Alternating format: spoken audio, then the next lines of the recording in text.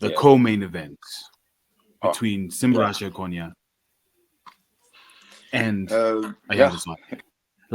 I'm at a loss for words because that fight was everything that was built up to be. And I think the Featherweight Grand Prix that's been put in by the EFC has yielded some form of results. It's given the fighters the right level of experience within the right amount of time against good opposition, good opponents, for them to be able to say, I'm ready to stand in front of the man we just talked about, Igor Smiley Cabeza. This fight went the distance. It went to decision. It went to the judges. I absolutely loved the fight. I had a chat with Ayanda after who said, listen, I thought it was not going to go that way, but it did. I had a chat with Simba. He said, listen, and he was on crutches. And he was like, look, I told you this was going to happen. How did you guys see the fight? Ola, let's start with you. Before I go ahead, I just want to wish Big Shad happy birthday again. I know it was your birthday week. You know, I mean, you was living it up at the arena. We saw your interview on TV. So yeah, man, big up yourself, man. Big up yourself. Appreciate it, man. Yeah, man. Salute you. Hope you had a good time. Happy birthday. Thank you. Yeah, man. Thank you. in terms of the fight with Ayanda, you know, I was very, very high on Ayanda going into this fight. We know what happened in the first fight, and the Hawk, you know, really you know, putting the work on Ayanda and getting the win. But Ayanda showed a lot of heart in that fight. I've said this to him, you know, to his face. I thought he showed a lot of heart in that fight, and we've seen the improvement fight upon fight. 4 fights later, and Ayanda's there and is picking up some really special wins. So going back to this fight, I think it came at the right time for him. For Ayanda, you know, it came at the right time for him, came at the right time for the Hawk.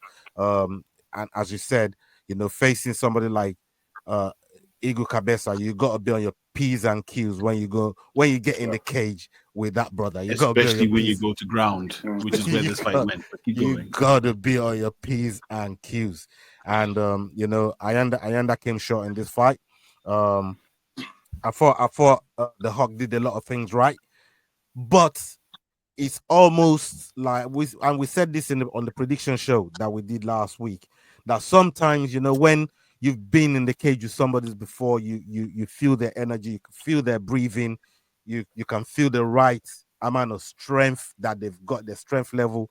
There's something that it's almost like you have that muscle memory on how to really deal with them in a situation like that. And you know, we've seen it with top level fighters with rematches, and it always kind of goes the same way. We saw it with say Usman and Masvidal both times. We saw it with Rose Namajunas with Carla Esparza. You know, even though Esparza went to lose straight away, but the way Esparza dealt with Rose is almost. I know what you feel like. I can be in there with you, and I know I can get the win. So it was almost like that mental. It was more of a winning of a mental warfare for Hawk in my humble opinion, because I don't get in there with you guys, right? But from what I can see, it's almost like Hawk had the mental advantage, you know what I mean, over Ayanda in that fight, and he totally put on display for everybody to see. And commiserations to Ayanda. I'm sure he's going to go back to the drawing board and come back even better. But this was a really good win for the Hawk. So before I come to you, Blam, one thing that the Hawk said in the press conference beforehand was, show me what you can do. Stop talking. Show me what you can do in the cage, which Ayanda unfortunately did not. How did you take that fight? How did you see that fight? Bambi. For me, look, when I was sitting outside there, first of all, I told Grandma, I was like, the whole event was crazy. It's crazy. It's just insane good. From the last events, obviously, all the knockouts and stuff, this event was as good, if not for me better, because I saw a lot of heart. People walked in there actually wanting to fight. I didn't see nobody didn't want to get in the cage. Everybody that went in the cage wanted to fight, and they wanted to show something special. So for me as well, this fight, because why I say that, when you're a fighter that's willing to grow and growing every fight, you want to be put in the cage with somebody who's gonna put you in that state where it brings a bit of a greatness in you, a bit of something special that you have to kind of ignite it by actually standing across somebody who's going to push you in a most vulnerable position. So I feel Simba he was really pushed in this fight, and his mind, everything, it was in a really good state. And even though sometimes he would kind of break the link between um, the reality where he kind of sank in his own emotion, but he brought himself back as well to control everything and to try to calm everything down. So that's why for me he did really good in that fight.